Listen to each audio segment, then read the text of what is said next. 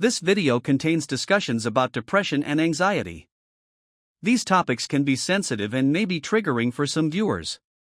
If you or someone you know is experiencing symptoms of depression, anxiety, or any other mental health condition, please seek professional help from a qualified healthcare provider. You are not alone, support is available. Depression and anxiety aren't feelings of sadness, loneliness, or being worried. These really go to an extent of draining someone's energy, cloud their thinking. If they're not treated, someone sometimes can take their life, break relationships, lose efficiency at work, they become no longer productive, and the worst of it all, sometimes they can lose their lives. That's why the right medications have to be produced. They have to be prescribed to these people in that they can regain balance of their brain chemistry. They can restore those relationships which were derailing. They can be themselves once more. And all this leads us to our case study that will help us to explain what green chemistry is and its principles. Ladies and gentlemen, I present to you Pfizer. Many people discussed about the name Pfizer because it was being seen in the headlines. It has been seen over the social media. Many people thought it was one of those big brands that come after their groundbreaking work overnight. Today, we are turning the clock back to 2002, when Pfizer's work earned them the prestigious Presidential Green Chemistry Challenge. And this was in a category of the greener pathways. So here we are looking at how they revised their processes in that they could be the top contenders in this category. And someone might ask, what did Pfizer do to implement the 3 of the 12 principles in green chemistry?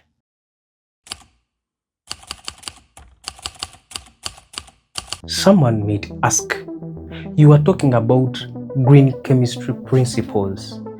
Are they a measure that weigh whether my innovation has really reached the bar? And how were they even invented? Were they written in some holy book somewhere?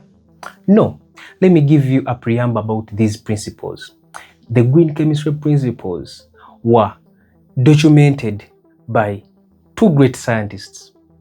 One was Paul Anastas and John Warner, and they wrote them in their book called Green Chemistry Theory and Practicals. So in this, we are seeing that they were giving tools to scientists, to researchers, to students on how they can rethink, redesign their processes with the entire goal of making sure that no hazardous output or input is used or released during this process of making this product.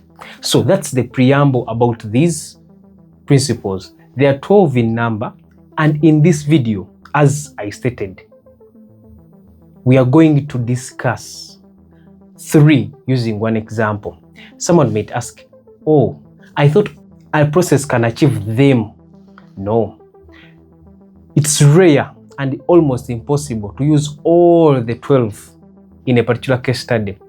But many times you can find 3, 2, 1 being used here and there during the design of the process, during the execution of the process, or the rethinking of the products. Pfizer, at the point of time, had a drug that's an antidepressant. That's why this video started by showing you the bad effects that result from anxiety and depression. So they have a medication called Zoloft, and the main ingredient is sertraline. This new way of doing things, this revision of the process, rethinking of the process and the process flow resulted into reduction of about 1.8 million pounds of hazardous waste. And then there was a reduction of about 60% of the input or the raw materials.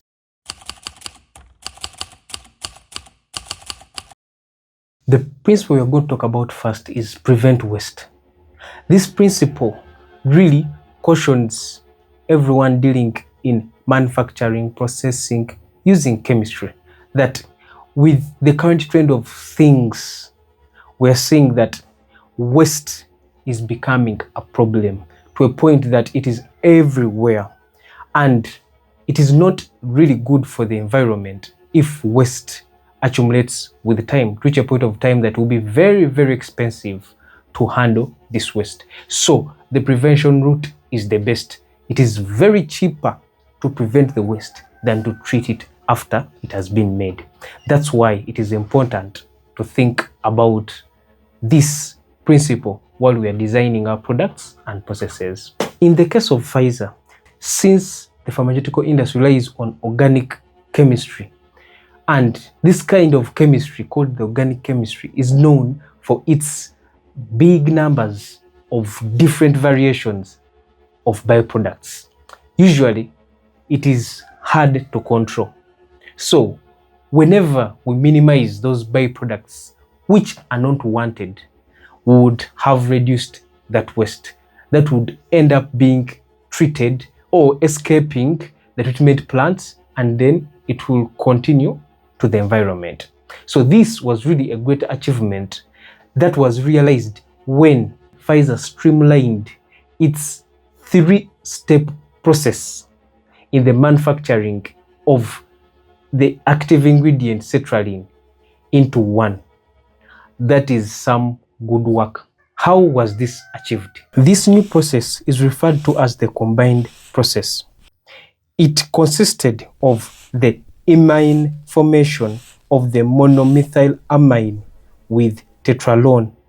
Then it was followed by the reduction of the imine function, and it was done in situ, and where the salts from the mandelic acid could provide the cherry pure sertraline in a much higher yield with greater selectivity. It should be really highlighted that Pfizer's innovative way of driving the equilibrium towards the formation of the imine function group in the first step led to a combined step that eliminated 310 pounds of the problematic reagent titanium tetrachloride.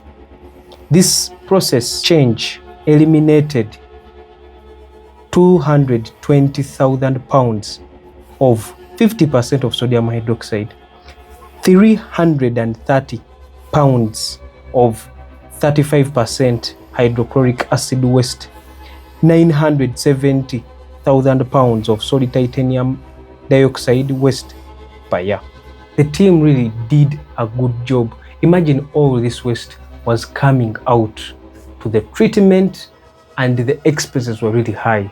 So if at any point of time it leaked through the waste treatment plants, imagine what would happen in the environment near the plants. So that's why it is really important, and this case study serves as how important it is to think in a greener way while designing our processes and products.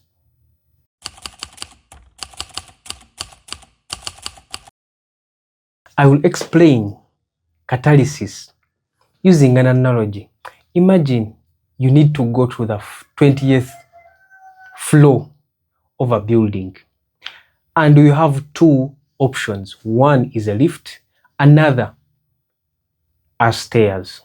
Someone would choose the lift because it will be easier for them to reach the 20th floor in a shorter period of time using less energy. Now imagine you have to use the stairs. You'd use a lot of energy and you lose time. So that's what catalysis is all about. So catalysts are like our lifts. We have 20 floors to climb up, but if I have a lift, it will execute that goal I have in short period of time using less energy compared to the conventional way of the stairs.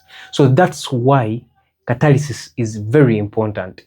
You are reducing energy you are using in the processes, then you are reducing the time, and usually you are also reducing the amount of raw materials you are using, because under conventional ways without catalysts, we use a lot of raw materials because the yield is low. But when a catalyst is used, the yield always increases. That's why a small amount of raw materials could be used here. I will not dive into the definitions, explanations of catalysts, but hopefully that analogy has explained it. So, Pfizer employed palladium. Palladium is a catalyst that was used to increase the selectivity and then also to make the process faster, which resulted into reduction of the raw materials used. The process was faster, so and energy used was minimal. The use of the catalyst resulted into a cut by 60% for the monomethylamine used, and 45% for the toluene, and 20% for the mandelic acid.